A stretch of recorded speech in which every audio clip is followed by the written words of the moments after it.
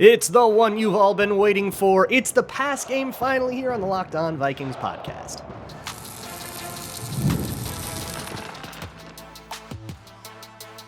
You are Locked On Vikings, your daily Minnesota Vikings podcast, part of the Locked On Podcast Network, your team every day. Hey, everybody. Welcome to the Locked On Vikings podcast, where we're always trying to learn something new. It's part of the Locked On Podcast Network, your team every day. And thank you so much for making Locked On Vikings your first listen of the day each and every day. I appreciate you all so much, everybody who has been through this entire series. This is part 4 of a week-long series that we've been doing about the Vikings Playbook, and we're getting to the good stuff today, the Dropback pass game, the big plays, the stuff y'all love so much. So thank you so much for hanging out. If you are new here, hello, my name is Luke. I highly recommend going and starting at part 1 of this series and working your way up to this one. Take your time, I don't mind. And if you like Locked On Vikings, you can search it out anywhere you listen to your favorite podcasts. Find it there, including YouTube or Amazon Fire and Roku, if you download the Locked On Minnesota Sports app. So to recap what we have done so far in this little mini-series kind of, we've gone over motions and how those are tagged, how they're communicated to everybody, how they're taught, and how they're used. We then did the run game and all of the terminology you need to know there, as well as how the run game is constructed, the system that comprises it. And then we've done play action and how that kind of plays off of the run game and how it is related to the run game, but also its own sort of ins and outs as its own system. And now we're doing the drop back pass game. Some of this will be play pass stuff as well, which is closer to the drop back pass game than it is to the movement, the Larry Ralph stuff we talked about in yesterday's show. But to understand it, we do have to stay in the trenches. So deal with that, wide receiver enthusiasts. So let's talk a little bit about pass protection. Now, I have done a much longer and more in-depth explainer of pass protection on my Patreon page at patreon.com/LukeBrownNFL. It's free to watch, so go to that website and look at the Football 201 page. There's one that's all about pass protections that will go into a little bit more of the detail. But I will give you at least the foundational knowledge that you need to like kind of understand where we're going once we get into the drop back stuff. So I'll give you 3 protections right now, 3 base protections. And there's more than this, but we'll give you 3 because that'll be plenty to understand the system. Jet, gone, and scat. So jet protection is probably the one you see the most often. That is all 5. They're in a slide protection, and the running back can get involved if he needs to. That's jet. Jet is a 6-man protection because the running back is involved if he's needed, and if he isn't, he goes out and does a route, but it's still 6 men in the protection for the purposes of counting off like blitzers and stuff. So the general system in jet protection is the center is going to call out a linebacker. He's going to call out that guy's the mic or whatever. And his job is to identify the front and identify which linebacker he has to call out so that all of the different threats are handled. That's like the main job. This is Garrett Bradbury's brain. This is one of the things that he is like tasked with doing basically always. So he'll call out that linebacker, and then you go to the opposite side of the ball of that linebacker. And if you're that tackle, or that tight end if you're in the protection, but that's a different protection. So if you're that tackle, is there somebody to the outside of you? Probably, right? There's an edge rusher usually on most fronts. So you're covered. So you just block that guy, man to man. That's it. And then you go to the next guy in, the guard. Is there somebody to the outside of you? Let's say there's a 3-tech there. You say, yes, okay. So we've now got man-to-man tackle on the end, man-to-man guard on the 3-tech, and then the center, let's say there's nobody to the outs to that next like gap of him.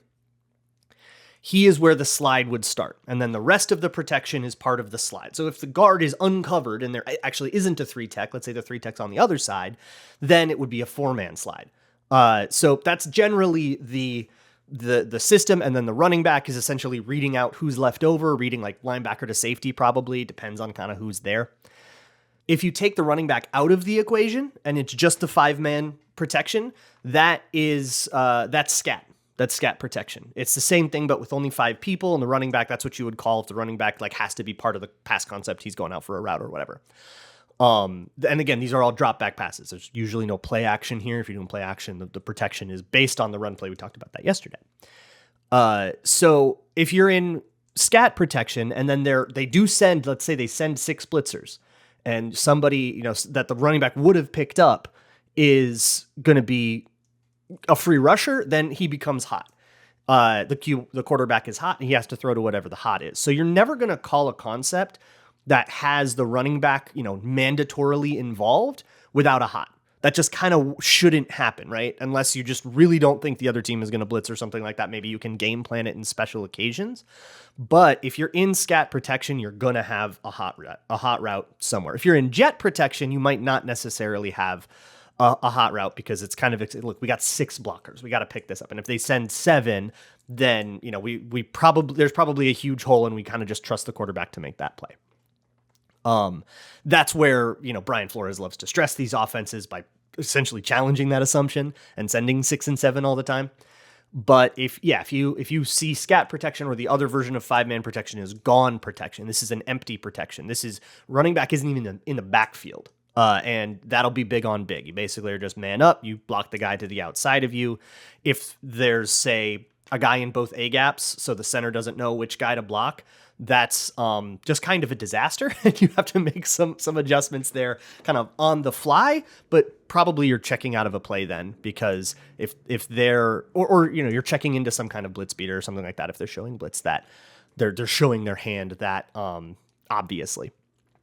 Okay, so those are the basics of the protection, right? And again, I screamed through that. If you want more detail on how that system works and some practice and stuff, go to the Patreon video. I also did a podcast about it if you want to just scroll back through the library and you'd rather do it that way.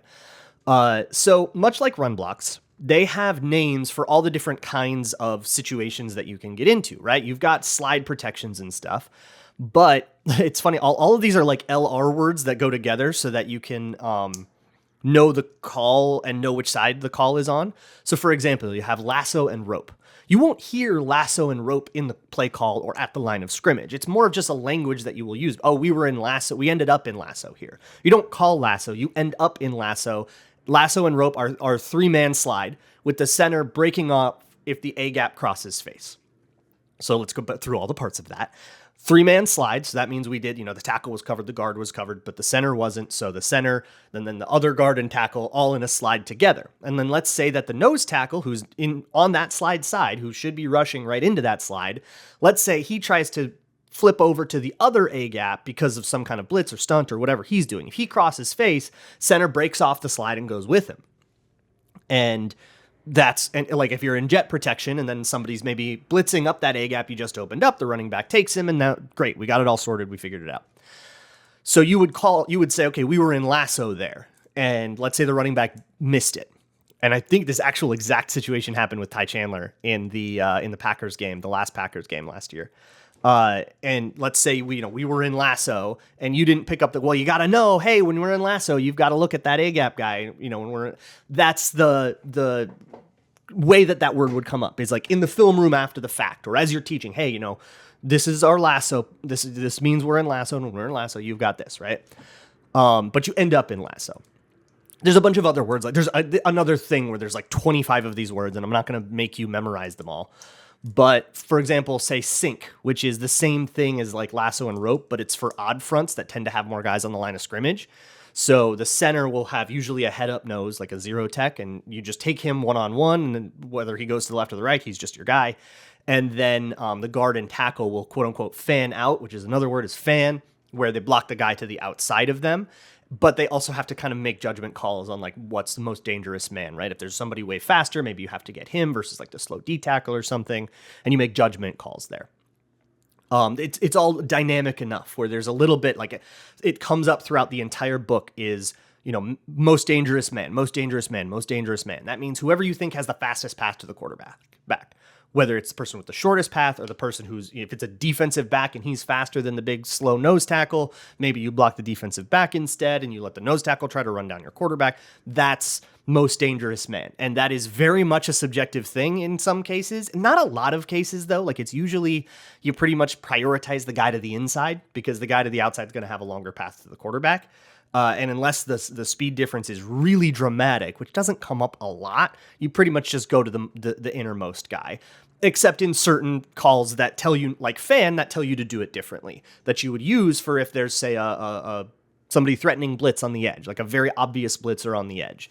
Or, a nickel looks like he's going to come in and blitz really hard, like he's coming off his guy, he's looking in, and he looks like he's going to blitz.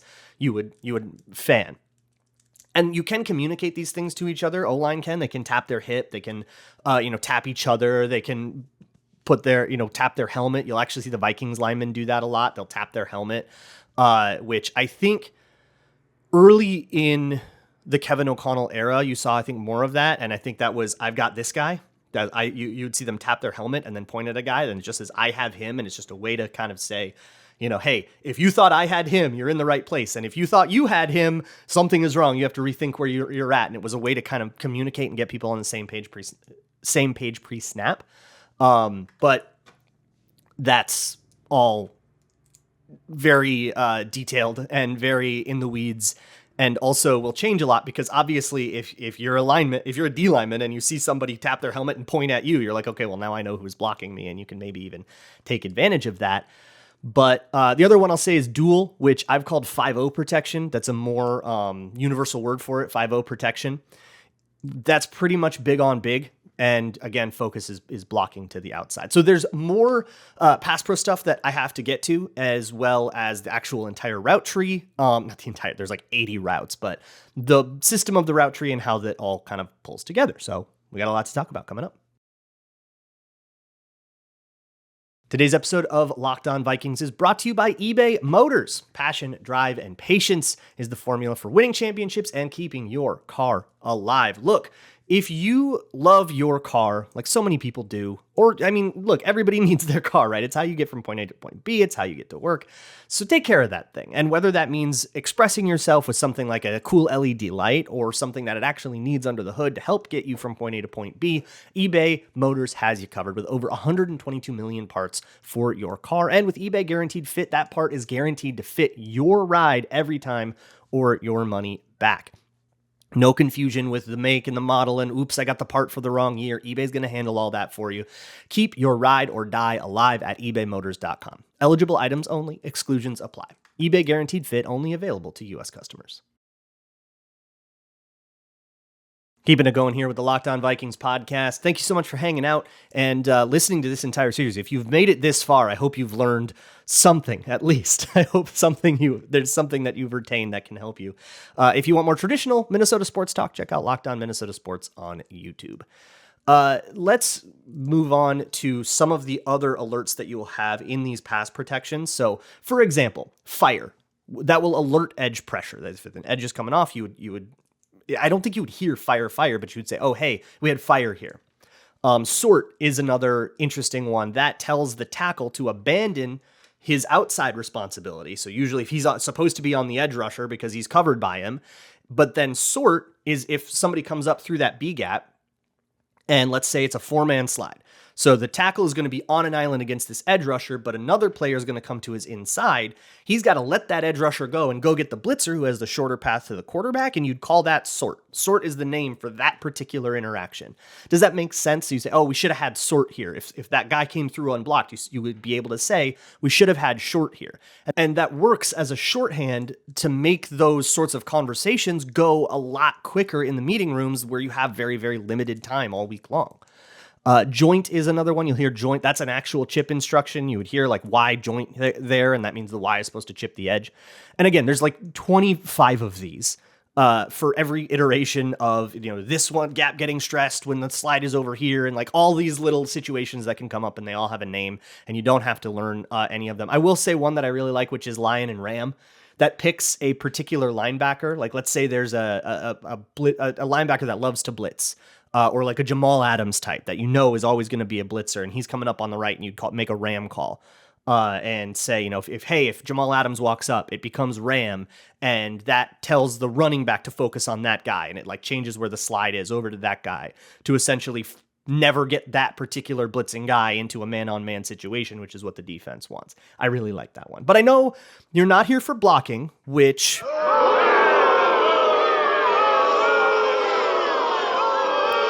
So let's talk about how all of this is actually constructed. So let's get into the actual dropback pass game. So each play call is like a route concept usually. And you won't have, like in the old days, there's that famous John Gruden clip.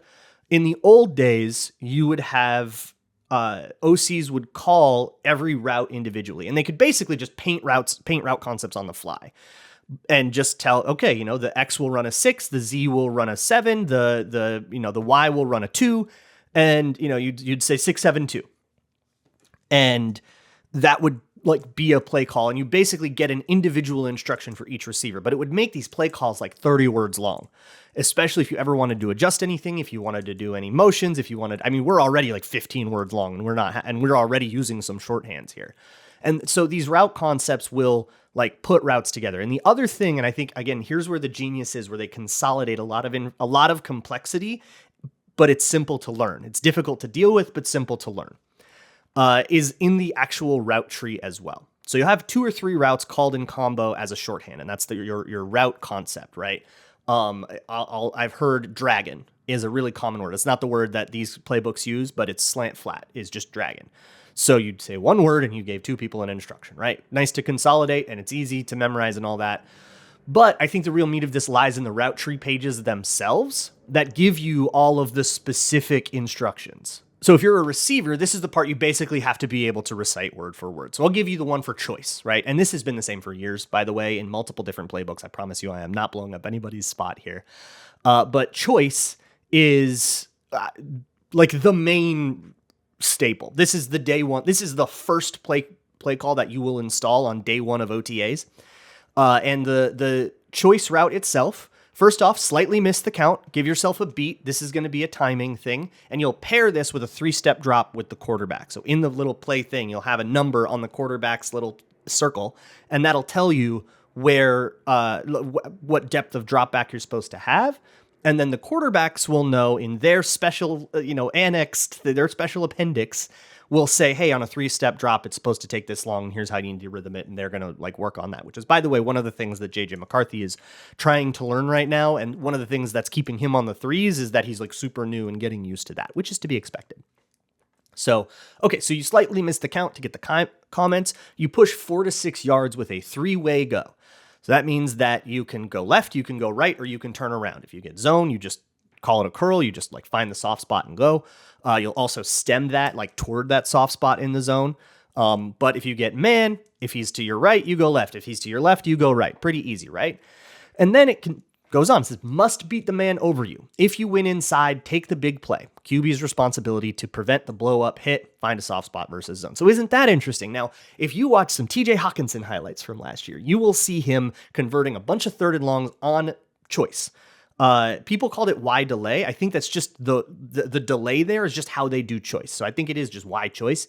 And anytime he goes to the inside, which on 3rd down, they're going to leave the middle of the field really, really open, especially on 3rd and long. What are you going to do? Throw underneath? And they're converting these because he is basically beelining it to the first down marker, and then it's on Kirk Cousins to throw that fast enough and throw it underneath him enough so that a safety coming down isn't going to smoke him. And so it's not a hospital ball. That TJ Hawkinson lived on this. This was huge for him in a whole bunch of big spots.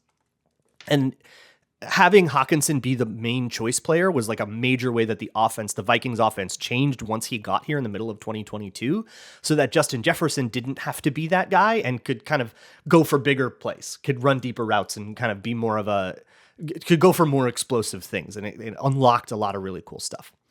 So how about bench versus branch? These are 2 other ones. And I'm picking them because they illustrate 2 really important things. So branch is an 8-yard out. It must be an 8-yard out. Now, I'm looking at an older version. So now this year, maybe branch is a 10-yard out or it's a 7-yard out or something like that, because you want to mess with that a little bit. But branch, 8-yard out. And that is, a 90-degree turn. You're not doing a speed turn. You're actually trying to cut that outside. So do whatever you got to do on the release and the stem, and it's kind of up to the wide receiver, but they've got to be breaking out at 8 yards at the time the QB expects it, and that's the timing you work on all of camp. Bench, on the other hand, which is a 16-yard play, is release vertical for 16 yards, attacking leverage if necessary, and then speed cut to 21. So on bench, it's supposed to take you about 5 yards to get going. You're not just cutting straight over. It's supposed to take you about 5 yards to curve that out toward the sideline. And then if you're outside the numbers, You do an inside stem to about 5 yards and then push vertical to 16 yards, then do your speed cut to 21. And if somebody is on top of you, you have the option to just make it a comeback and say, I'm not going to actually like do this big speed cut that they can undercut and intercept. I'm just going to stop, sit my hips down and I'm going to make it a comeback. And you have that adjustment ready. And then it's on the quarterback to have the same understanding as you did and expect that comeback. If he does a comeback and then the quarterback throws the like traditional bench, it's a really easy way to throw a really bad looking pass and you go, wow, some kind of miscommunication. That would be the kind of miscommunication that happens like actually kind of a lot. There's drift, which is a really important one to understand, where you take 6 or 7 steps and then you kind of curl inside and you just find the hole.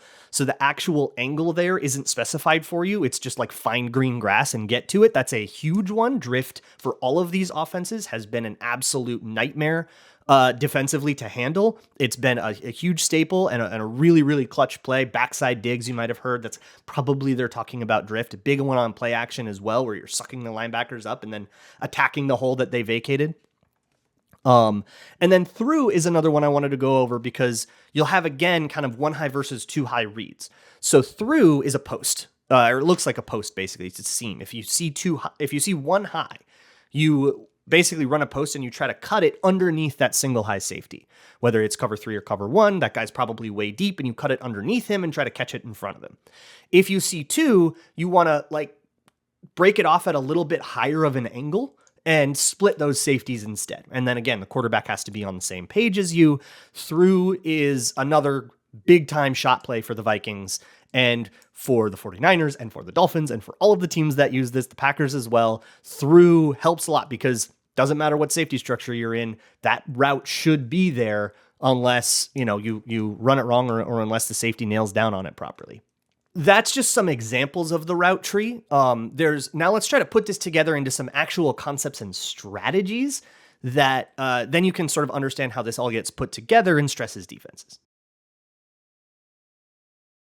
Today's episode of Locked On Vikings is brought to you by BetterHelp. BetterHelp is online therapy made easy, and it's designed to be suited exclusively to your schedule.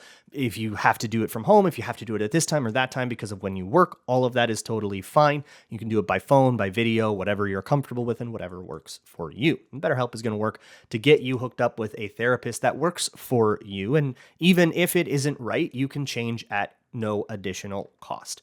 So go give therapy a try. I think it's something that everybody should give a try. And hey, if that helps you break down the barriers that are stopping you from maybe trying to get into therapy, then give BetterHelp a shot. Go to betterhelp.com/lockedon today to get 10% off of your first month. That's BetterHelp, HELP.com/lockedon. Okay, we are so close to being able to put together an actual like Kevin O'Connell play call. So we're on the home stretch, okay? So choice is a very important call in this playbook for a bunch of reasons. But the thing about it is choice, when you hear the word choice, it's not just the one route. Choice is also a concept featuring the choice route, but it also has a go next to it. So the innermost guy, it'll be a call for formations where you have 2 receivers on one side or a receiver and a tight end, 2 eligibles over on one side. And the innermost one runs choice and the outermost one runs a go, which is going to be a clear out. It's an alert in the progression. Hey, if they bust the coverage and he's wide open, you can do this. Like Laquan Treadwell got one against the Seahawks a few years ago. But otherwise, this is basically just meant to take that corner away. And it's really important that that corner leaves because that choice might have to go out. And choice has other play calls that can go with it that will basically be a part of the same play pairings, but will they'll work a little differently and they have different applications. So for example, choice out, or CO as it is called in the playbooks, is run exactly like choice. It's a 5-yard out, but it must go out. And you'll pair that with concepts that are attacking the inside of the field on the other side, because you don't want to be, have like some in-breaking concept and then choice also that happens to break inside and then everybody's on top of each other. So if you do that, you'll call choice out. And then teams are going to get used to that. And by the way, choice out will often have a corner paired with it. And then it becomes like a high-low concept over there. And then teams are going to start getting wise to that. And you'll do choice out China, which looks like choice out, but then breaks back to the inside. And that's a return route. There's a bunch of different returns. There's rub return. There's choice out China. There's stick China, which is the same thing. It's meant to look like stick, which is more of a 5 yard. It's not a 5 yard out. It's like a 5 yard out and sit. And it's supposed to look like that. But instead of sitting, you then break back inside. That one gets paired with choice a lot. And essentially, it puts that middle linebacker in conflict because if choice happens to break in and the return breaks in, that linebacker is going to have to choose one or the other, and you just throw to whichever one has more space. If choice breaks out, that makes that horizontal stretch even harder. And essentially, if you look, this is a really big one in the Bobby Peters books. That there's on YouTube, there's one behind me about the Dolphins. Bobby Peters does a great job of describing exactly why it's choice stucco. He calls it choice return, but his choice stucco is the concept there. Stick China stucco, get it? And he does a great job of describing kind of why that's such a solid concept and why it's such a reliable 6 to 7 yards. So it's a great first down play call. It's a day one play call. It's 2nd and 6. It's, third and short. You can basically call it at any time because 6 or 7 yards will get you where you need to go most of the time. So let's go with a couple of other concepts. Let's talk about bow. So there's a basic, which is a 12 to 15 yard in, and you have that range you can play around with so that you can kind of attack coverage in what, if somebody's playing really shallow, you run it deeper, etc. And it pairs that basic with an arrow underneath it. You might have heard of this called wrap in. Or like a wrap concept. That's the old school word for it. I think that's what JT O'Sullivan calls it. It's a very 2000s word for it, but it's the same idea, right? You have essentially a hook defender back there who's in that zone. You have a curl in his zone and an out and an in going through that zone. He's got to pick one, and now you've got him in conflict, so you've got to stretch on him. There's water. Water is a big one. You'll only ever call this out of 3x1 formations, so bunch or trips or whatever, and you'll have choice come from two of those receivers. So one's running the choice, one's running the go, and then another one runs a crosser all the way across the field. And then, or like choice out water is a really big one. So you've got, the choice out, you've got the corner, and then somebody else is running all the way across the field. And then from the backside, you actually have somebody running a basic. So what you get is like the same high-low, essentially. The same defender has to pick either the deep route or the shallow one, and then they cross over each other. So you have that like horizontal stretch. All the concepts are going to be like this. There's one more that I want to go through. Actually, I'm cutting out a lot because I'm short on time here. But there's one more that I want to go through called scooter knife. So it'd be Z scooter knife. Knife has a through route and then a dover, a deep over kind of coming behind it. So a through that's meant to attack those safeties. And then let's say that safety actually runs, let's say it's too high. So you're trying to split the safeties, but that backside safety actually really athletic and he runs with your tight end running the through, and that through's not open the way it's supposed to be. If he committed that hard, he's vacating a big spot and the deep over attacks that big spot. I think if you remember, that was like 3rd and 21 in the whiteout game against the Lions last year. And that big conversion, I think that Dover was the route that Justin Jefferson was on. If I recall, I can't be 100% sure though. So knife is that concept. It's a through with a dover. That's the way it is, right? Choice is, of course, the route choice with a go route. Bow is an arrow and a basic. Get it? Bow, arrow, bow, basic. Like this is all made to help you memorize it. So let's put together a whole thing, right? I think we have it. I think we can put together an entire play call and understand now what all the words mean. So I'm going to read this out, and then I want you to just pause and think about it and think, okay, did I get what all of those words were? If I were in that huddle, would I know what to do no matter what position? So here we go. Ready? Shorty to 11 stack right, 15 Wanda support, can to pass 15 Z go knife. Did you get it? If you're on YouTube and you watch this whole series, please let me know if you got it. So let's go over it, right? Shorty, that's a shorty motion, short motion. Shorty to 11 stack right. 11 stack right is 11 personnel with a 2-man stack on the right. So we're doing a short motion into that. That's our motion thing from Monday. 15 Wanda support. So 15 Wanda, that's inside zone. Wanda is a weak side call. So we've got 15 Wanda, that's inside zone weak essentially. And support is a word that means essentially that the two wide receivers are coming in to help out, and it gives them blocking assignments. So we've called essentially short motion into a run play. Can to pass 15, Z go knife. Now, here's the thing that you really should have gotten is because 15 showed up in there twice, we're canning to pass 15. That means play pass 15. So essentially we're calling this run play, and then we have a can to call a fake of that exact run play. So the O-line is doing the same thing no matter what, if they hear can or not. So you can't mess it up. That was what I was going for with that play call. To 15, Z go knife. So we have knife on one side, and then the Z is running a go. And there we go. So we did that play action, and it's a shot play. So let's say the box is super loaded. That might be the reason that the quarterback cans it. And he's kind of got the freedom to make a judgment call. Should I can this to the play action pass or not? So he'll say can if the box is super loaded, and then we do the play action pass. We suck everybody up, and then we got a through route, and we hit him over the top. Right? That's the kind of stuff you'll hear. So listen for that when you watch games. Listen for can. Listen for, I still think water flips the play. I think. Listen for those words. And if you can get it, you can almost feel like you're a little bit more in tune with what's happening on offense, especially if you watch like UFL games and you go and you can hear the actual play calls. Once you get a sense for this, you can go, oh, that sounded like that was probably formation, that was the motion, blah, blah, blah. And you can actually know exactly what's going to come. And you can even determine it before the announcer says, oh, that was a screen call, right? That's the kind of stuff I'm really excited about here. So I hope that you got something out of this. I know it's just a deluge of information, and it was super, super dense and super high paced. But I got, an entire playbook to go through in only 2 hours. So it takes months to memorize this stuff. So hopefully you got something out of this. I will see you all next week for more Everyman Series. Normal Locked On Vikings content will return. I'll see y'all for that. And as always, Skull.